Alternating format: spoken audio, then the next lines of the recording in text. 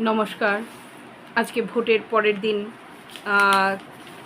আমি ভোটের ফলাফলের পরে আমি এই কবিতাটা লিখেছি। যারা সরকারে আসবেন, আসনে বসবেন, তাদের জন্যই এই কবিতাটা মানুষের পক্ষ থেকে আমি লিখলাম। আবেদন, কবি প্রজ্ঞা পারিজাত।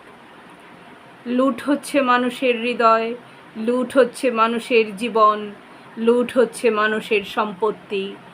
মানুষের চোখের জলে বন্যা সৃষ্টি হচ্ছে, মানুষের পাতা ফাঁদে মানুষ পড়ছে। যেমন মাছেরা খাদ্যের লোভে টোপ গিলে পড়ে মৃত্যু ফাঁদে, যেমন ধান খাবার লোভে পায়রারা শিকারির জালে পড়ে, তাদের জন্যও মৃত্যু ফাঁদ পাতা থাকে। তেমনি চারিদিকে মানুষের জন্য মৃত্যু ফাঁদ পাতা। মানুষ খুব নিঃসঙ্গ, মানুষ খুব একলা। যদি পারো পাখি হয়ে কিংবা জীবনানন্দের কথায় শঙ্খচিল শালিখের বেশে মানুষের পাশে দাঁড়াও। তবু পারো যদি দাঁড়াও মানুষের পাশে।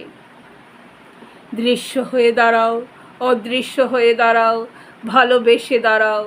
তবু পারো যদি ভালোবেসে দাঁড়াও, মানুষের পাশে দাঁড়াও।